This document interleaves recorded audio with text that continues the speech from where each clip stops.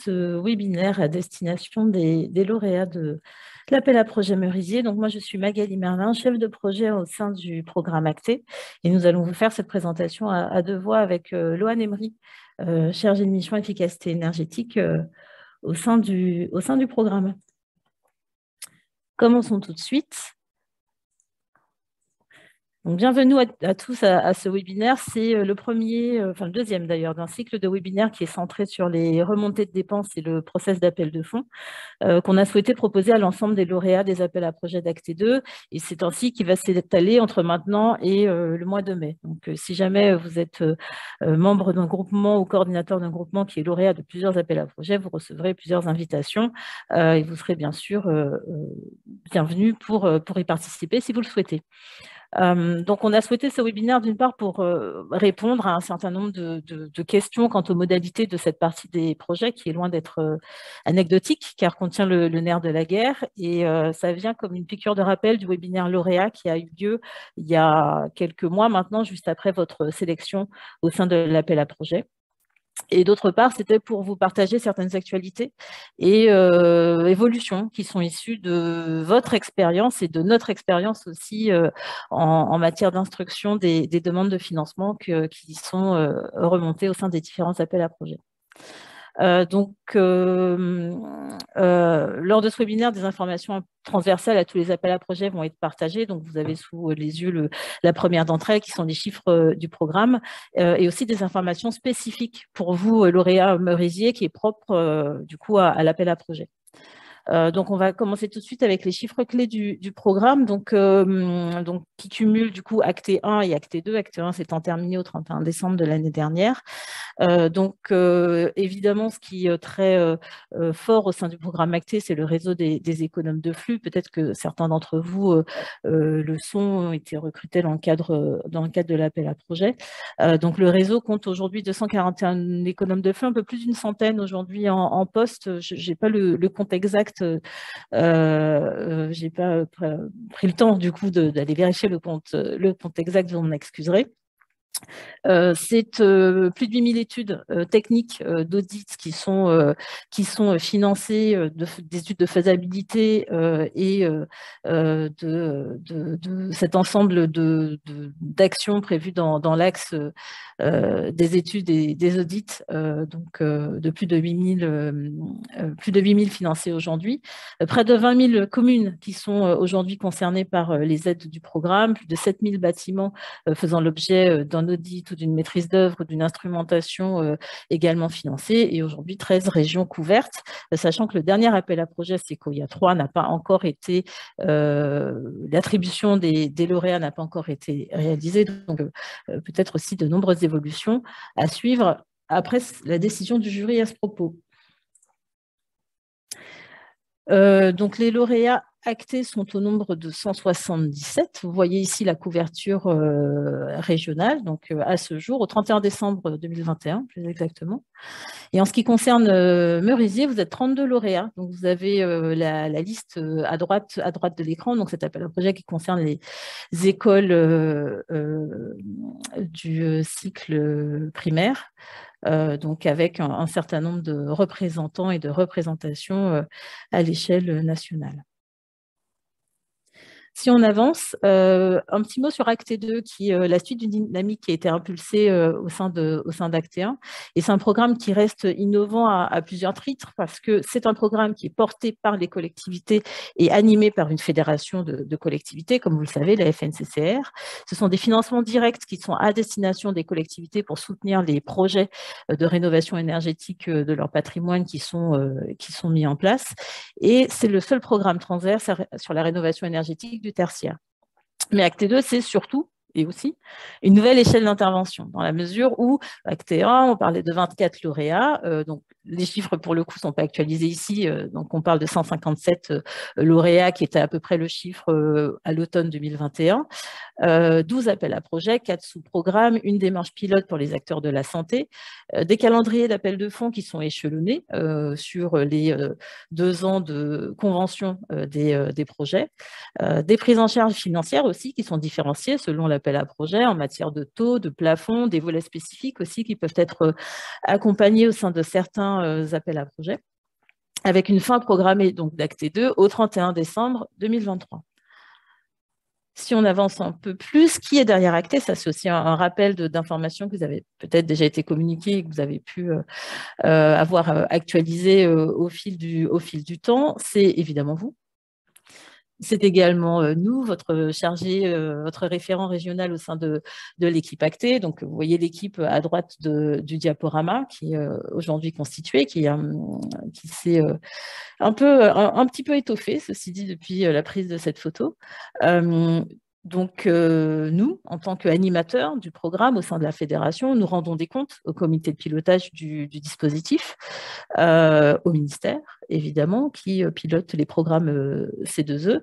Et c'est un succès qu'on a ensemble ou qui n'existera pas.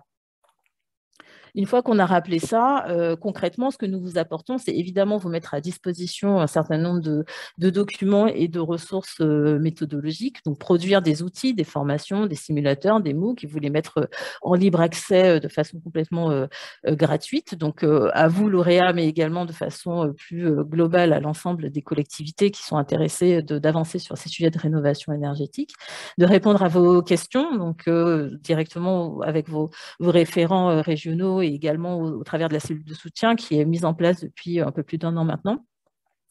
Donc, animer le réseau des économes de flux au niveau national et traiter diligemment vos appels de fonds. C'est le sujet d'aujourd'hui.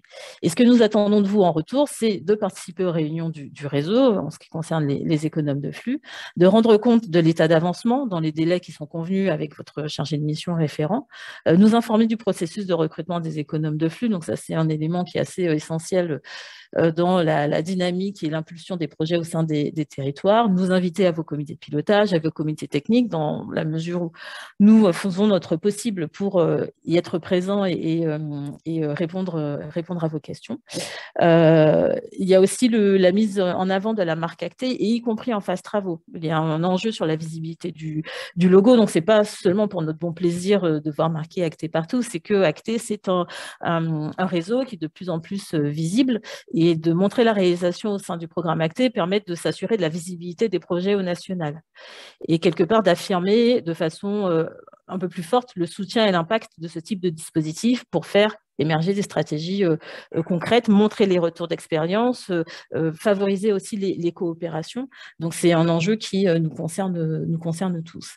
Et puis, en sujet aussi important, c'est nous alerter en cas de retard préoccupant. On peut comprendre que les projets ils prennent du temps, qu'ils ont des difficultés à se mettre en place. Par contre, le dialogue avec votre chargé de mission référent en particulier est une des clés qui permet de désamorcer et d'anticiper aussi les problématiques. En ce qui concerne le suivi financier, donc c'est un cadre, du coup vous avez déjà certains éléments, c'est un cadre à respecter de façon à ce qu'il soit de qualité. C'est essentiel pendant la durée de conventionnement de vos projets. Alors pourquoi? Parce que vos projets, ils ont fait l'objet d'une décision par un jury qui se compose d'acteurs institutionnels, donc le ministère, le plan bâtiment durable, l'ADEME, la Banque des territoires, l'AMF, la MRF, un certain nombre d'acteurs qui ont pris le temps d'étudier vos projets, de les soutenir et de les sélectionner dans le cadre du programme Acté. Et donc, cette décision est sanctuarisée par une convention. Et en même temps, nous comprenons que les éléments du projet que vous aviez présentés puissent évoluer. Et du coup, le cadre mis en place permet justement de faciliter le traitement de vos demandes d'évolution et de faciliter la prise de décision du jury sur les évolutions qui sont souhaitées. Si on avance un peu plus, à savoir que, évidemment, nous restons attentifs au terme des conventions et à la bonne réalisation des objectifs, donc toujours en cohérence avec le jury et le comité de pilotage. Donc, on dit souvent qu'on n'est pas une agence d'État, on n'a pas de subordination directe au ministère, on est une fédération de collectivités, mais pour autant, il nous a été confié des financements, qui sont les certificats d'économie d'énergie programme. Nous sommes donc dans l'obligation de nous assurer de leur bon usage et nous portons la responsabilité des collectivités. Et donc, nous avons à cœur, pour le bien des projets, pour le bien des financements qui vous sont octroyés, de veiller à la sécurisation des flux financiers en ayant une traçabilité améliorée, notamment des modifications de projets. Un petit mot sur le rôle clé du coordinateur de vos projets au sein d'Acte. Vous avez pu, comment dire, depuis le temps où vos projets sont ça fait 1 an, il me semble, la sélection, un peu moins peut-être, la sélection du jury Merisier. Donc, ce coordinateur, il anime les instances de gouvernance de votre projet, il centralise vos demandes, notamment en matière de financement, et fait le lien avec la fédération. Il relaie les rendez-vous incontournables aussi des lauréats actés, donc celui-ci en était un, pour exemple. Il concatène le bilan des actions qui sont menées à date et fait état de l'avancée du projet acté et transmet les dépenses et les justificatifs associés pour son compte et celui de l'ensemble de ses membres. Donc, vous voyez bien le rôle assez central et essentiel dans la relation qui nous lie au groupement et au projet que vous menez. Donc, évidemment, si vous êtes membre d'un groupement piloté par un coordinateur, vous avez dans vos missions de transmettre les dépenses ainsi que l'ensemble des justificatifs associés. Avant de parler justement de l'aspect justificatif et documents à fournir dans le cadre de l'appel de fonds, parler justement de la modification des projets. Donc, un petit pas en arrière. Si j'ai des changements dans mon projet, donc en parler au plus vite à votre référent au sein du programme, ça vous l'avez compris. Aucun changement n'est automatiquement accordé. L'idée le fait accompli quelque part est quelque chose à éviter tant que possible. La règle de base est de s'en tenir à ce qui a été défini dans la convention ou d'en parler avec son référent pour voir quelles évolutions sont possibles. Et selon la nature du changement, changement technique, changement de ligne financière, retard éventuellement en termes de recrutement ou ce genre de choses, ajout et départ de membres au sein du groupement, finalement, ce changement il peut impacter tous les dossiers au niveau national, donc rien ne peut être automatiquement accordé. Et tout changement de la part du lauréat qui n'a pas été discuté préalablement s'expose à la non-éligibilité des dépenses. Ça, c'est une information que vous aviez peut-être déjà bien en tête. Du coup, pour avoir une façon de concaténer, de tracer finalement les modifications. Donc, on vous propose une note technique de modification de projet. C'est un document Word assez simple qui permet d'évaluer l'étendue de la modification, tant du point de vue du groupement que du référent régional au sein d'Acte. Et permet de répondre finalement selon les implications. Donc, est-ce que ça nécessite une décision forte du jury? Est-ce que ça nécessite des adaptations par rapport aux documents d'origine? Est-ce que c'est substantiel, pas substantiel? Est-ce qu'il faut un avenant? Donc, ça permet d'évaluer un peu mieux jusqu'où ça va mener, cette modification. Et évidemment, ça trace la décision d'accord de modification. Donc, ça, c'est pour le bien des projets et pour le bien des fonds qui vont vous être versés par la suite, par un simple enregistrement PDF. Juste une info aussi sur le nombre de modifications de projet. Il n'y a pas de nombre minimal ou maximal de modifications. Cependant, il est bien en tête que de nombreuses modifications qui sont présentées au jury questionnent évidemment sur la viabilité du projet qui a été validé, et notamment si ça se passe dès la première année de réalisation. Donc, du coup, l'idée, c'est aussi que vous puissiez vous questionner sur la temporalité à laquelle formaliser la demande et sur les évolutions qui peuvent être encore possibles dans l'organisation du projet pour rester conforme à la convention initiale et en fonction du temps qui reste jusqu'à la fin de la convention. Et donc, une modification substantielle pourra donner lieu à un avenant à la convention et sur lequel un retour en arrière serait inenvisageable. Donc, des avenants sur des avenants pour des choses finalement où on reviendra en arrière serait évidemment impossible. Et donc, c'est pour ça que la temporalité à laquelle formuler sa demande est importante. Aussi, avoir en tête que les règles peuvent être différentes entre Acte 1 ou Acte 2, parce que Acte 1 a été un programme qui a impulsé énormément de choses et qui a permis de se rendre compte aussi, notamment sur le volet administratif et financier, de ce qu'on pouvait plus facilement suivre et ce qu'on pouvait plus logiquement accorder en fonction des demandes qui étaient formulées. Donc, on passe sur les appels de fonds, donc sur le sujet essentiel de cette matinée, enfin de cette heure plutôt, en pratique. Donc, les appels de fonds, c'est du coup vos remontées de dépenses centralisées par votre coordinateur qui sont réalisées tous les 6 mois selon un calendrier qui vous est établi. Les pièces à fournir, elles sont obligatoires à chaque appel de fonds. Donc, le rapport d'activité sur un format Word ou un format PDF qui guide sur les différentes parties d'avancement du projet, et un rapport financier qui est un format Excel. C'est ce document qui a évolué, qui va vous être présenté par la suite par Loan. Si vous avez en plus des remontées de dépenses, il vous est demandé un document, appel de fonds, qui est un tableau Excel, avec la certification des dépenses, donc un format Excel et un format PDF, de façon à avoir la certification des dépenses qui y apparaît. Il y a une petite vidéo tutoriel qu'on a réalisée qui se trouve sur YouTube et dont voici le lien. On a du coup,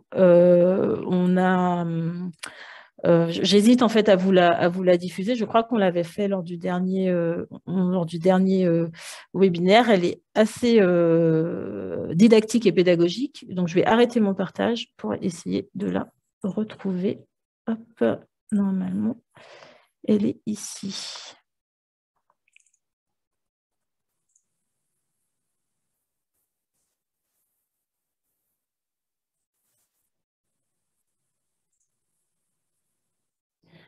Est-ce que vous avez le son?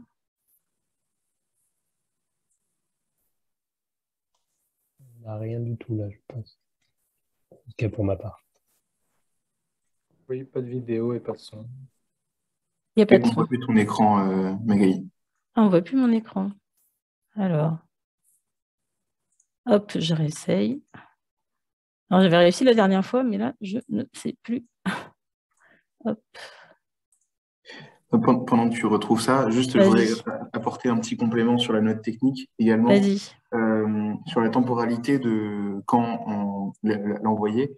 En général, faut pas attendre l'appel de fonds pour faire cette demande de modification et pour qu'elle soit effective pour l'appel de fonds. C'est-à-dire que ça demande quand même un certain temps en aller-retour entre le groupement et la FNCCR pour valider la note technique.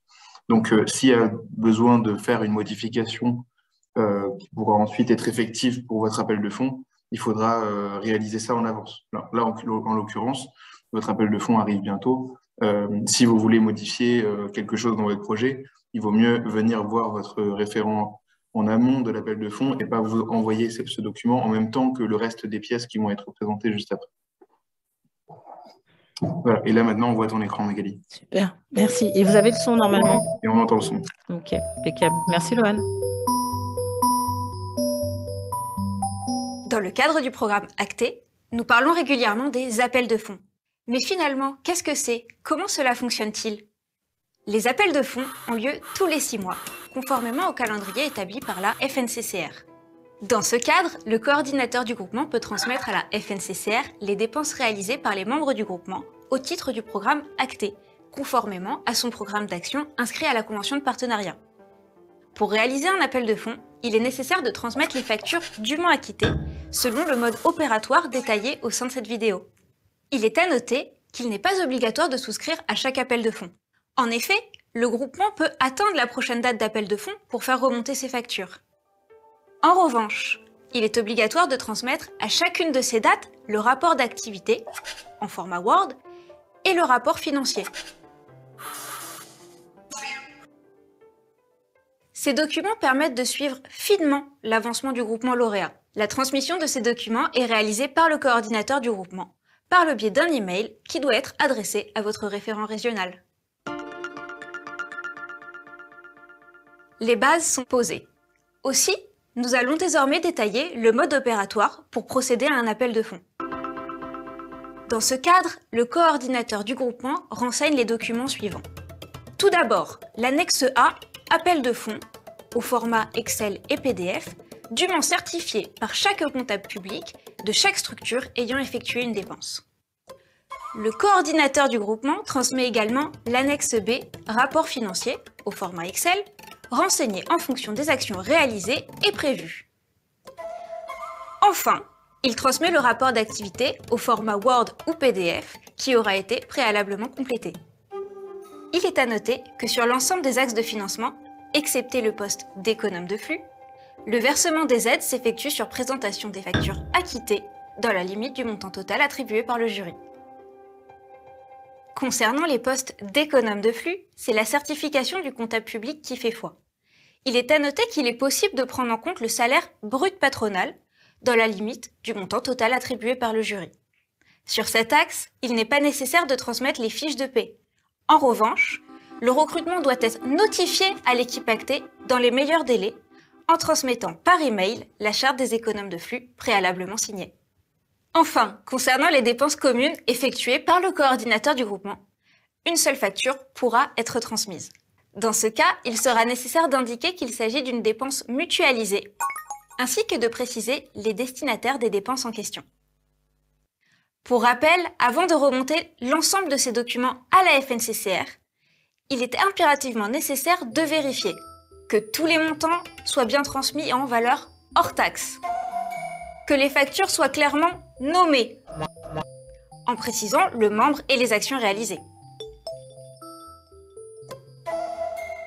Il faut aussi vérifier que les pièces justificatives soient classées par axe de financement, ainsi que par membre du groupement.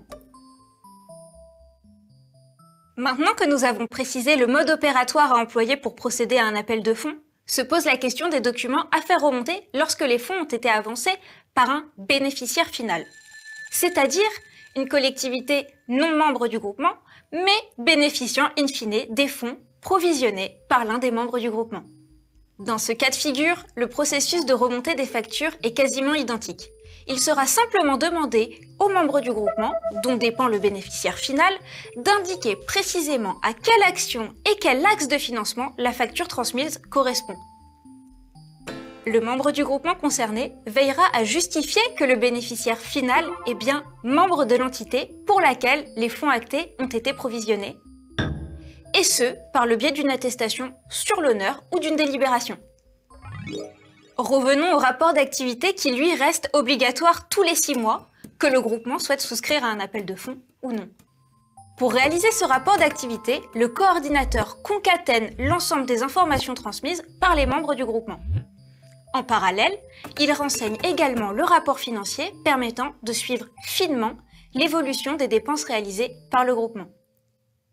La transmission de ces documents permet le suivi et l'accompagnement des lauréats afin de faciliter la réalisation et la mise en œuvre opérationnelle des projets ambitionnés.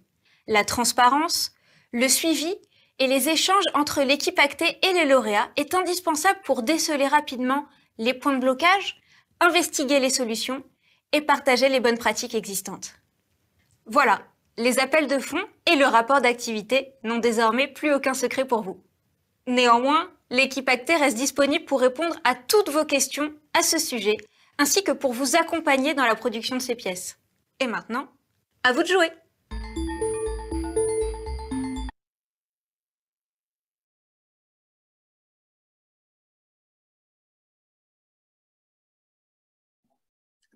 Magali, t'as coupé ton micro, je crois. Voilà, c'est mieux. Voilà pour cette petite présentation. C'est une vidéo que vous pouvez revoir à l'envi. Donc, le lien est dans le support qui vous sera aussi communiqué. Est-ce que vous revoyez de nouveau mon partage d'écran ou pas du tout? Oui. Ok. Pas en plein écran, mais ouais, en PowerPoint. Okay. Comme ça. C'est bon, yes. Parfait. Du coup, on passe... Oh, pardon. Hop, petit retour en arrière. Voilà. Le calendrier, donc on a souhaité actualiser le calendrier des appels de fonds pour l'appel à projet Meurisier, donc avec du coup un premier appel de fonds qui est accessible dès la fin du mois, donc sur lequel vous pouvez souscrire ou non une remontée de dépenses. Vous avez du coup une autre date, 4 novembre 2022, l'année prochaine 2 dates, le 12 mai 2023 et le 13 octobre 2023. Et vous aurez noté que la dernière date est postérieure à la date de fin d'éligibilité des dépenses. Et pourquoi? Pour vous permettre d'obtenir les factures datées jusqu'à la date de fin d'éligibilité. Donc, les factures seront bien datées jusqu'au 30 septembre 2023, mais vous avez jusqu'au 13 octobre 2023 pour nous envoyer les éléments certifiés. Donc, il ne sera pas nécessaire de transmettre des ordres de service, par exemple. Donc, seulement vraiment des factures acquittées à la date du 30 septembre. Enfin, des factures pas forcément acquittées, d'ailleurs, mais en tout cas des factures obtenues à la date du 30 septembre. Donc, vous avez cette possibilité-là. Et donc, l'accès à cet appel de fonds, au dernier appel de fonds, est conditionné à la réception de votre tableau prévisionnel d'avancée lors de l'appel de fonds précédent. Donc, 6 mois avant la fin de la convention, c'est tout simplement pouvoir avoir une projection de ce que sera d'ici 6 mois, les consommations prévues sur l'enveloppe qui vous a été attribuée. Donc, on passe au rapport financier dynamique. Du coup, Lohan, je te passe la main, le partage. Oui. Hop.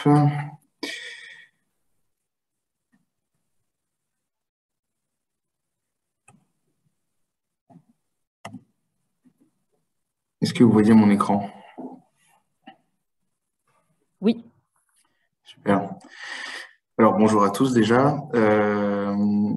La présentation là qu'on va faire, c'est quelque chose qu'on a repris normalement à peu près en détail dans la note, la brochure pratique qui a été rédigée par Fabien, et aussi dans une sorte de mode d'emploi en plus qui est ajouté dans le kit qu'on vous a normalement tous envoyé, que vous avez normalement tous reçu entre hier matin et ce matin selon les chargés de mission. Donc, je vous laisse revenir vers nous dans le chat si jamais vous voyez que vous n'avez pas vu de mail à ce propos. Voilà, effectivement, Magali a présenté un peu toutes les pièces qui étaient attendues pour votre appel de fonds et vos rapports d'activité. Déjà, je vais remettre un petit peu le cadre global pour cette pièce.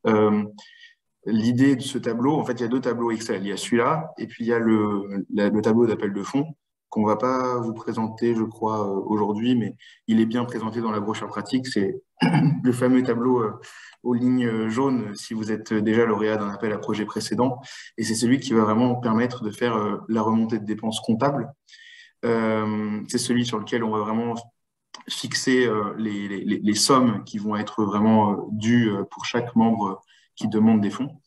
Là, sur ce tableau présent, on est vraiment dans une logique un peu différente, celle de vérifier au fur et à mesure, pour vous comme pour nous, pour vous coordinateurs et pour nous, voilà, avec une échelle plus macro, la consommation progressive des fonds qui ont été alloués et la bonne articulation entre les factures et ce qui avait été défini dans le projet. Donc, à ce propos, on a proposé plusieurs améliorations par rapport à l'annexe financière que normalement vous avez tous annexée à vos conventions presque toutes signées maintenant, je crois, en merisier.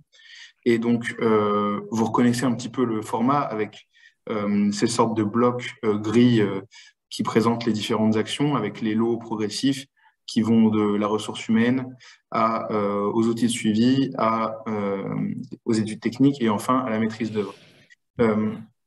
Donc, il y a eu un travail réalisé par chacun de vos référents pour remettre à jour en fait cette annexe financière avec le nouveau format un petit peu plus automatique qui a été fait du coup en direct avec vous ou peut-être simplement de notre côté avec l'annexe sous les yeux pour s'il n'y avait pas de problème majeur à déceler. Donc, n'hésitez pas à revenir vers votre référent si jamais vous avez l'impression qu'il y avait une modification qui avait été opérée entre l'annexe financière qui est présentée dans votre convention annexe et cette version du document.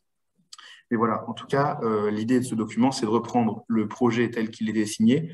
Vous avez aussi dans vos onglets ici, AF initial, là je ne l'ai pas mis, mais normalement la version initiale qui a été signée dans votre convention pour vraiment voir le parallèle et la transition qui s'est faite.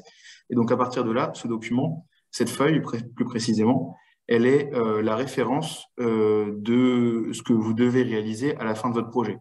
Donc à partir de là, on peut décomposer toutes les actions qui ont été proposées en fonction des 4 axes et en fonction de tous les porteurs de projets indiqués sur cette première ligne. Et ensuite, à partir de cette feuille, il y a dans le rapport financier 2 types de feuilles complémentaires. Déjà, les feuilles bleues, qui sont les feuilles d'appel de fonds, qui vont être en fait celles que vous allez pouvoir saisir à chaque échéance qui vous a été présentée par Magali tout à l'heure dans le calendrier. Donc là, en fin du mois, on arrive sur l'échéance de l'appel de fonds 1. Et donc, l'objectif sur cette date, ça va être de remplir le document sur cette feuille en indiquant toutes les dépenses qui ont été réalisées à date depuis le début du projet conventionné. Donc, imaginons que là, dans ce cas-là, voilà, j'ai présenté un exemple un peu fictif, un peu caractéristique des modèles de projet qu'on peut rencontrer dans les lauréats Merisier. Imaginons que voilà, le SDE ici présent ait recruté son économe de flux dès le départ du projet et peut déjà faire une demande de 6 mois de remboursement de salaire. Et ben, on va indiquer ici le salaire auquel il a été recruté et le nombre de mois en poste. Donc, par exemple, si on imagine 6 mois, on va mettre 6 mois ici et directement, c'est calculé automatiquement. Alors après, si on veut avoir des chiffres un peu plus fins, il est toujours possible d'écraser cette valeur sur la ligne appel de fonds sollicité, sachant que c'est vrai que c'est pas très évident dans le libellé de cette ligne, mais appel de fonds sollicité, en fait, c'est pas forcément l'argent que vous allez demander dans l'appel de fonds, si jamais vous préférez attendre un peu et d'engager plus votre trésorerie pour présenter plus de factures.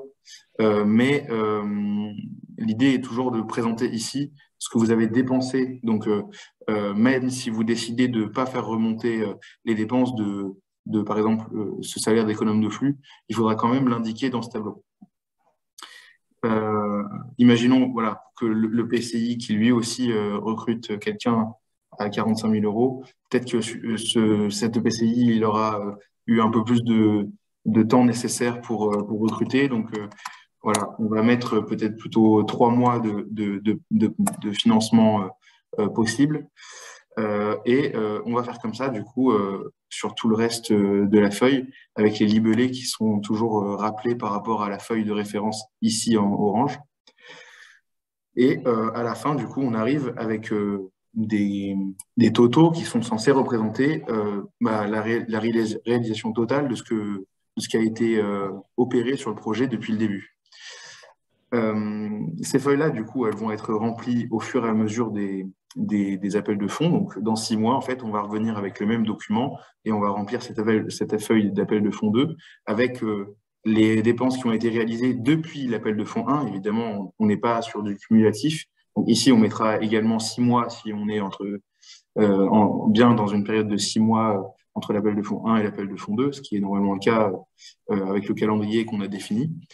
Et donc, on arrivera directement jusqu'à l'appel de fonds 4, qui est censé être le dernier appel de fonds auquel vous aurez l'occasion de nous présenter des nouvelles dépenses. À cela s'ajoute une feuille qui s'appelle synthèse en violet et qui, je pense, pourrait vous aider dans le cas de gros groupements avec beaucoup de membres, par exemple, à essayer de compiler un petit peu l'avancée de chacun des membres, parce qu'on sait que les coordinateurs ont cette tâche un peu de centraliser les informations et c'est parfois pas facile quand il y a beaucoup de parties prenantes. Donc, ce document, en fait, il va prendre automatiquement toutes les données qui sont présentées dans tous les onglets précédents et il va en faire une synthèse avec en fait une idée d'enveloppes qui sont provisionnées pour chaque axe et chaque action et chaque membre et qui va ensuite le répercuter du coup avec ces petites jauges là qu'on voit pour chaque action du coup. Donc l'idée c'est que ensuite tout ça soit suivi. Dans l'idéal, l'objectif qui est censé être atteint, c'est que toutes ces jauges arrivent à 0 à l'échéance de l'appel de fonds 4. Alors, évidemment, on sait qu'il y aura toujours des petites modifications de projet. C'est pour ça que Magali vous a présenté la note technique tout à l'heure. Par exemple, on peut imaginer que la note technique, si on décide que, en fait, les audits, par exemple, sur la F3, sur l'axe 3, pardon. Si on imagine que les audits du SDE, en fait, voilà, sur les 25, il y a eu un prix de groupe et en fait, pour arriver aux 62 500, on peut, allons-y, diviser par 2 le prix et puis Et puis, en fait, se dire que du coup, cet argent qu'on avait de 62 500, eh ben, on pourrait le redispenser sur plus d'audits. Imaginons du coup qu'on arrive à en faire ici 25 de plus, donc on arrive à 30 audits sur l'année 2023. Eh ben, voilà, c'est une modification de projet qui ne va pas changer les montants ici, mais qui va se répercuter dans les attentes de cette feuille de synthèse. On peut imaginer aussi modifier des montants d'axe par axe ou de membre par membre. Donc ça, voilà, ça sera toujours à la discrétion de chaque chargé de mission qui est référent de votre région. Mais on est quand même dans une idée de document qui peut évoluer sur cette feuille, en tout cas, au fur et à mesure de modifications mineures de projet. Voilà, j'ai beaucoup parlé. Je ne sais pas si j'ai été clair, s'il y a des questions dans le chat, parce que je n'ai pas visuel sur Zoom. Mais Magali, je vois que tu as ton micro allumé, donc si tu peux me dire… Oui. Oui, donc je pense que tu as été très clair, mais n'hésitez pas à poser vos questions dans le chat, on y répondra du coup à la fin. On arrive quasiment à la fin du déroulé de la présentation, donc il y aura un petit peu de temps pour les questions. Je vois qu'il y a plusieurs personnes qui disent ne pas avoir reçu le kit lauréat avec l'ensemble des documents, donc bon, truc très bête, hein. Je vous conseille d'aller faire un tour dans vos spams, ça arrive quelquefois. Et sinon, donc on note vos adresses mail et votre chargé de mission reviendra vers vous avec les pièces du document pour que vous les ayez dans les quelques jours qui suivent. Alors, il y a des questions. Je vois des questions. Oui, moi aussi. Ouais, du coup, alors, fongibilité des lignes, mais dans quelle proportion? On peut peut-être y répondre tout de suite, comme ça sera fait.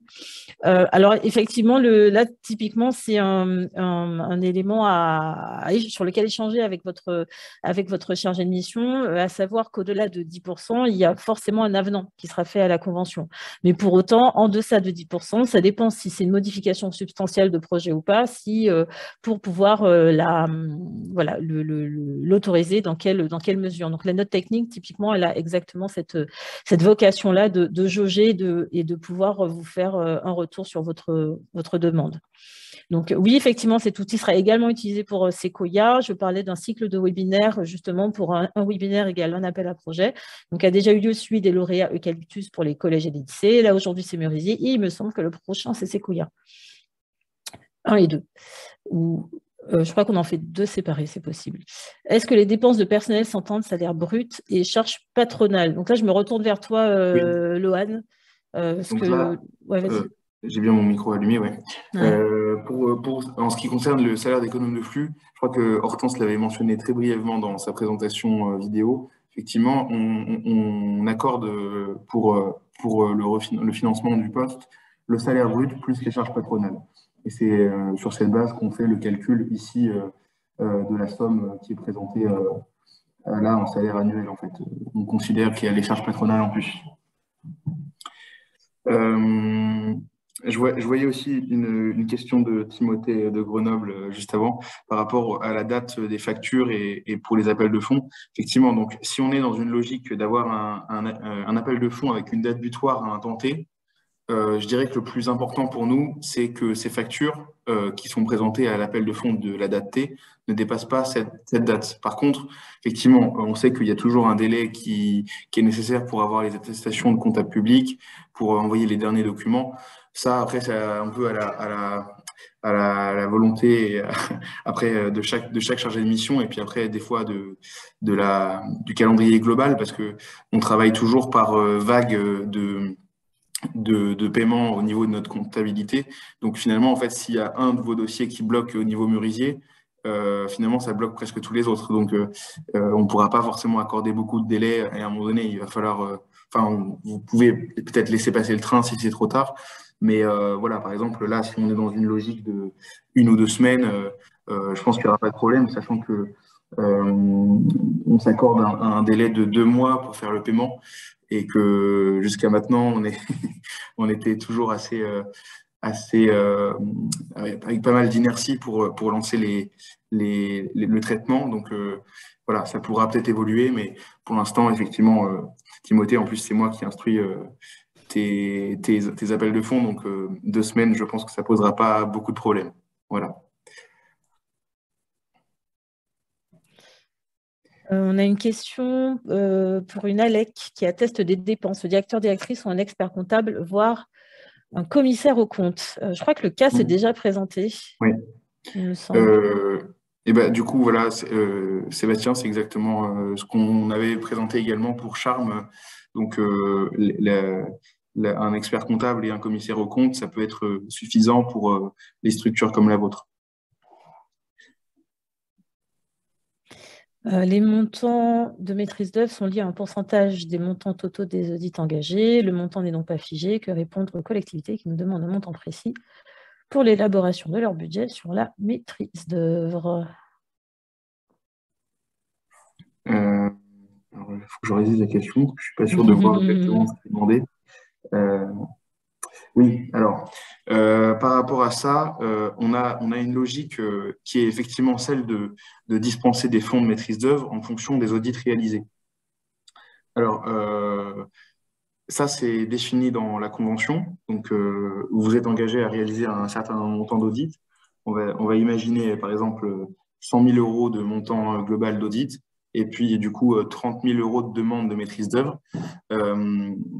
Dans le cas où vous réaliseriez des actions de maîtrise d'œuvre sur un autre bâtiment que ceux qui ont été audités, je crois que c'est possible si ça a été accepté dans votre convention.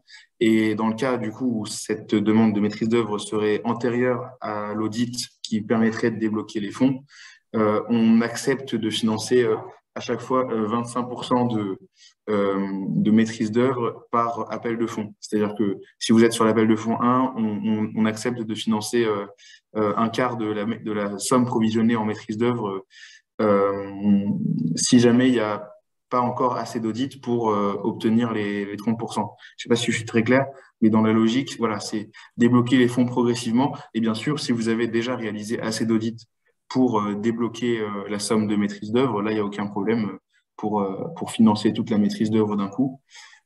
Mais en l'état, c'est plutôt comme ça qu'on ferait. Et là, en fait, si c'est la question par rapport au montant précis sur le budget de la maîtrise d'œuvre, si, voilà, par exemple, sur cet exemple, on a voilà, la commune Z là, qui a 20 000 euros d'audit, de maîtrise d'œuvre provisionnée et qu'elle a une facture de 8 200 euros, simplement, elle le met ici. Hop, je cache juste la caméra. Dépense 8 200 euros. Et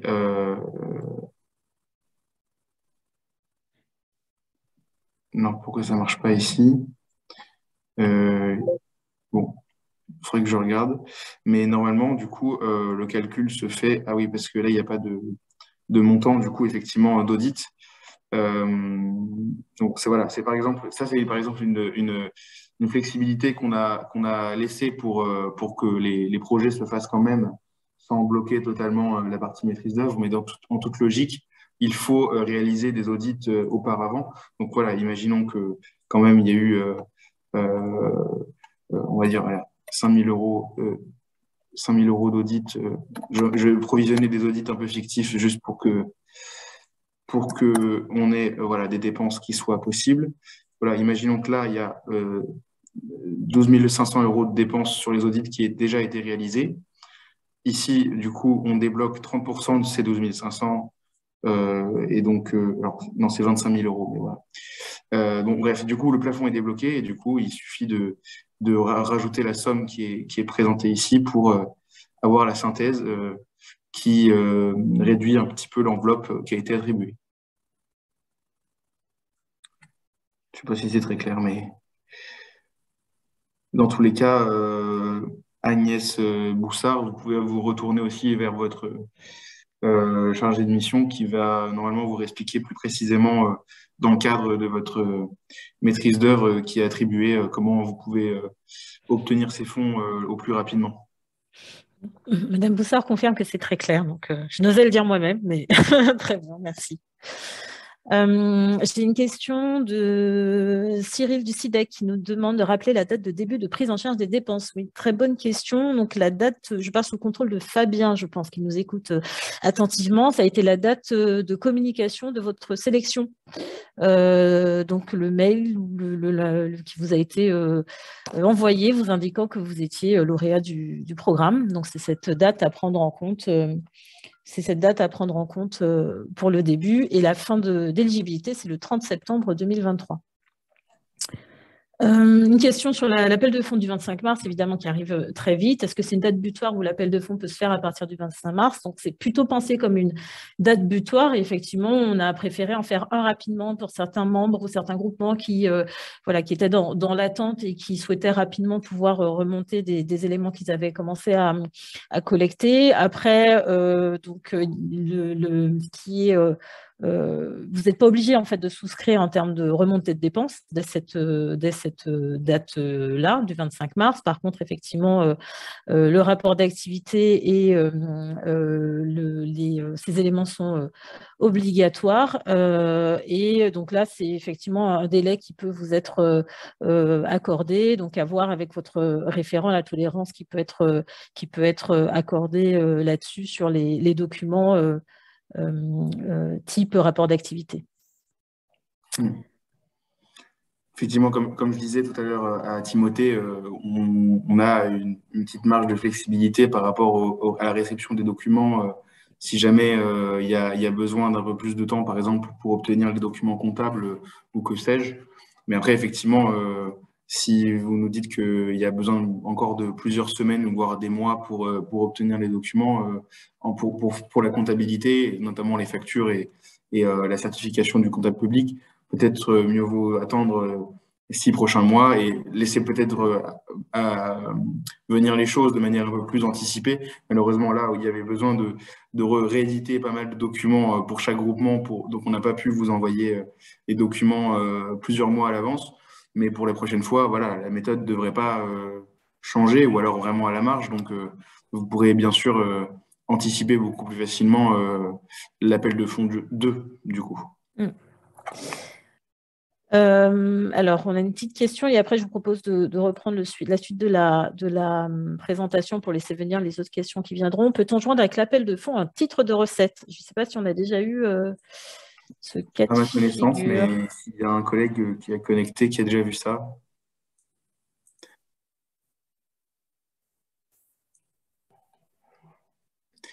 Donc sinon, ouais, faudra demander directement au chargé de mission référent. LS, je crois que c'était Fabien.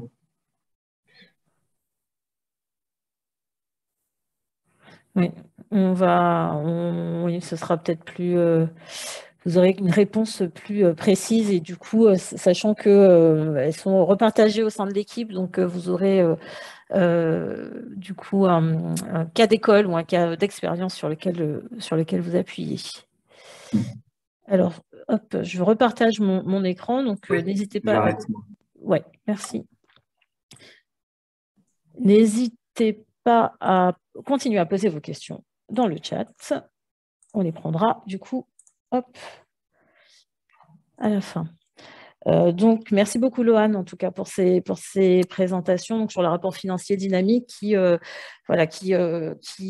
quelques mots, en résumé du coup, de ce que Lohan vous a présenté. C'est un tableau Excel, vous l'avez vu. Il évolue avec les modifications de projets qui ont été autorisées. C'est la feuille AF actualisée qui vous a été montrée. Et notamment, il est mis à jour à l'issue de la validation d'une note technique de modification de projet.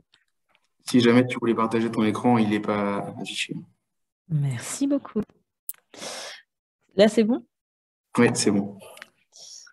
Tout à l'heure, du coup, je vous disais que en plus des éléments qui sont prévus dans le kit lauréat, plus on va avancer vers la fin de la convention et des demandes complémentaires peuvent du coup subvenir par rapport des demandes complémentaires au rapport d'activité.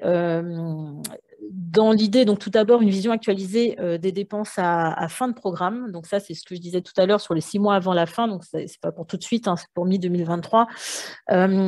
Pour, du coup, avoir un prévisionnel de ce qui va être consommé, de ce que vous allez consommer dans les 6 mois qui vont rester de votre convention. Donc lors de l'avant-dernier appel de fonds. Il peut y avoir aussi des enquêtes sur le périmètre du projet, sur les travaux qui vont être impulsés, sur des précisions sur les actions que vous avez réalisées, sur les bâtiments qui ont fait l'objet d'audit ou d'instrumentation. Et du coup, on vous proposera dans les mois qui viennent un format de tableau prévisionnel de façon à ce que vous puissiez intégrer ces éléments, donc plus sur la partie vision actualisée à fin de programme. Et du coup, on pourra aussi vous transmettre un tableau du coup sur la partie version actualisée à fin de programme et sur la partie collecte d'informations, d'indicateurs de projet. Hop, avançons un peu. Donc là, c'est un exemple de tableau prévisionnel de dépenses à fin de programme, donc, qui avait été proposé par un lauréat du programme Actéan. Donc, on vous fera une version, on vous proposera en fait un format pour que ce soit plus simple pour vous et puis d'avoir aussi quelque chose d'harmonisé entre tous les lauréats. Donc, l'idée, c'est d'avoir une vision rapide et synthétique pour anticiper les points de blocage 6 mois avant la fin. Donc, l'idée n'est pas de découvrir des nouvelles difficultés, puisque normalement, tout a pu être échangé en amont avec votre référent, mais c'est pour bien les baliser 6 mois avant la fin. Vous proposez des solutions pour mener des actions correctives et identifier les reliquats éventuels sur chaque dossier, sur les actions qui n'ont pas pu être engagées, pour des bonnes ou moins bonnes raisons, mais en tout cas d'identifier ces reliquats et pour pouvoir identifier les fonds qui ne seront pas engagés et qui peuvent être redistribués éventuellement à d'autres lauréats si telle est la décision de notre jury. Donc, quelques mots sur des rappels que j'ai déjà mentionné au début, mais du coup, je fais le pendant à la fin. Donc, évidemment, l'équipe est à votre disposition, elle est à votre écoute et elle est invitée aussi à la table de vos événements, donc sur les comités de pilotage, les comités techniques. On est toujours ravis de pouvoir aussi participer aux signatures de vos conventions, les élus au sein de la fédération, les inaugurations. Donc, du coup, toute cette partie d'animation, comité de pilotage, comité technique est nécessaire au suivi, évidemment, et à l'avancée des projets. Et ça facilite, du coup, les échanges et l'identification des points de blocage, notamment en amont. Et puis, il y a une obligation contractuelle issue de la convention que vous connaissez tous par cœur, évidemment. Un petit mot sur le bloc, le marque du programme Acté qui rassemble le programme Acté et la FNCCR. Du coup, il y a un kit de communication qui est joint au kit lauréat, qui est très volumineux, donc il sera plutôt, je crois que Fabien le mettait dans le chat, il sera plutôt communiqué s'il n'a pas été fait par WeTransfer, donc, ou par plateforme de téléchargement de récupération de documents. Et donc, du coup, sur cette idée de pouvoir mutuellement communiquer sur le programme parce que c'est un bénéfice qui est finalement conjoint pour vous et pour nous. Les vidéos tutoriels, j'en ai montré une tout à l'heure avec donc Hortense Fournel qui nous parlait de l'appel de fonds et des remontées de dépenses, mais sachez qu'il y a 3 autres vidéos qui existent. Une vidéo un peu générique sur la présentation de la démarche et du contenu des 3 autres vidéos. Ce sont des vidéos courtes qui font moins de 5 minutes, vous l'avez vu à chaque fois. Une vidéo qui va parler du conventionnement, donc ça c'est pour peut-être, vous êtes déjà lauréat, donc vous êtes déjà bien familier du sujet, mais peut-être si vous voulez vous rafraîchir la mémoire sur les formalités, et puis sur aussi la communication avec les questions de visibilité. Et voilà, et les éléments de contact. Donc, je vois qu'il y a d'autres questions dans le chat. Quelle différence entre l'onglet de synthèse du rapport financier et le tableau prévisionnel? En effet, du coup, l'onglet de synthèse du rapport financier, il vous permet d'identifier ce qui a été réalisé à date, de remonter de date de l'appel de fonds. Par contre, il y a les 6 mois qui vont venir.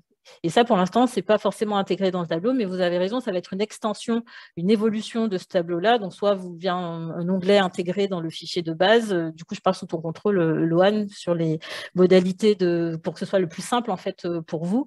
Mais l'idée, c'est de voir, en fait, sur les 6 mois à venir qui ne sont pas encore, du coup, réalisés à date de l'appel de fonds numéro 3.